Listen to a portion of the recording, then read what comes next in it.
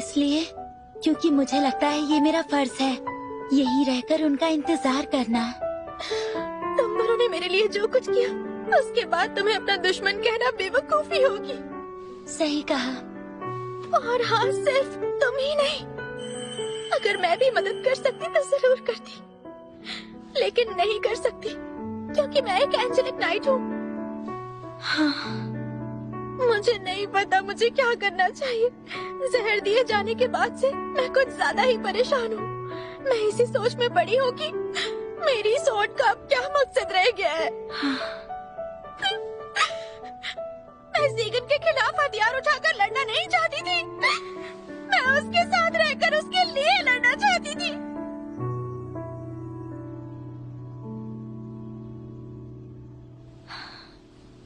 तो अब आप जानती हैं आपको क्या करना है। जब हमने पहली बार बात की थी, तब आपने कहा था कि लॉर्ड ज़ेगन को पहली बार देखकर आपको लगा कि वो बहुत अकेले हैं। उस वक्त मुझे आपसे काफी जलन हुई थी, क्योंकि मुझे ऐसा लगता था कि शायद इस दुनिया में सिर्फ मैं ही हूँ जो लॉर्ड ज़ेगन को अच्छे से समझ सकती हूँ।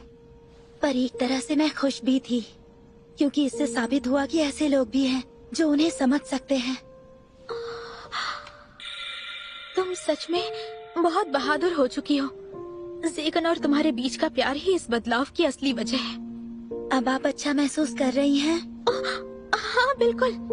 रुको, कहीं तुम मुझे तसल्ली देने की कोशिश तो नहीं कर रही थी ना? क्यों, मैंने कुछ गलत कह दिया क्या? अरे नहीं, मेरा वो मतलब नहीं था। तुम मेरे लिए इतना सब कुछ क्यों कर रही हो?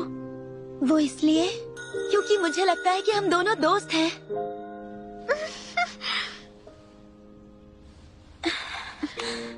शुक्रिया नेफी। तो अब मैं चलती हूँ। ठीक है बहना, जीत के ही आना। हाँ बिल्कुल, मैं हार नहीं मानूंगी।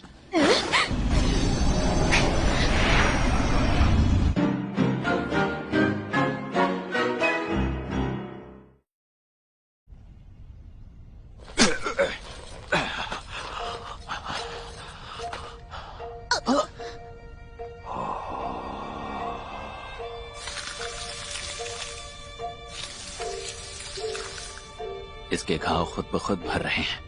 लगता है ड्रैगन का मांस खाने से जुड़ी जो अफवाहें थी वो कुछ हद तक सही हैं। मुबारक हो फर, लगता है ये इतनी आसानी से हार नहीं मानेगा, तो अपना बदला लेने के लिए तैयार हो जाओ। लगता है तुम्हारे अंदर मेरे लिए काफी नफरत छिपी है लड़की। मेरे पिता मेरे लिए सबसे अहम थे, ड्रैगन ओरोबस। ये वही है जिन्हें तुमने मारा।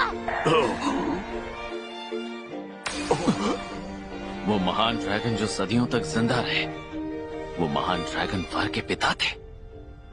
इतने महान ड्रैगन को इस जैसा इंसान मार भी सकता है।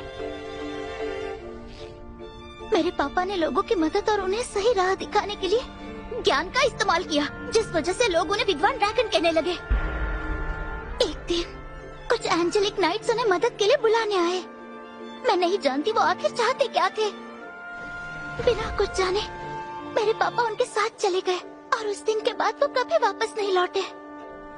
7 दिनों के बाद मैंने तय किया कि मैं उन्हें खुद ढूंढूंगी।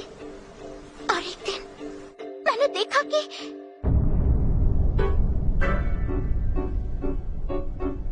मेरे पापा की लाश में एक सीक्रेट सोर्ड घुसी हुई थी और एक राक्षस जैसा दिखने वाला आदमी वहीं बैठा उनका खून पी रहा था।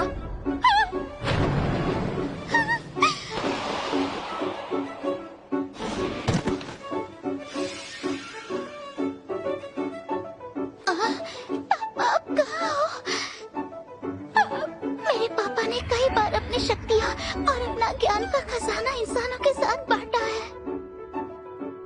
इसके बावजूद उन्हें तुमसे धोखा ही मिला। अब मैं समझा, तो तुम ओरोबस की बेटी हो। इसका मतलब मुझे तुम्हें मारना होगा। मैं ऐसा नहीं होने दूंगा।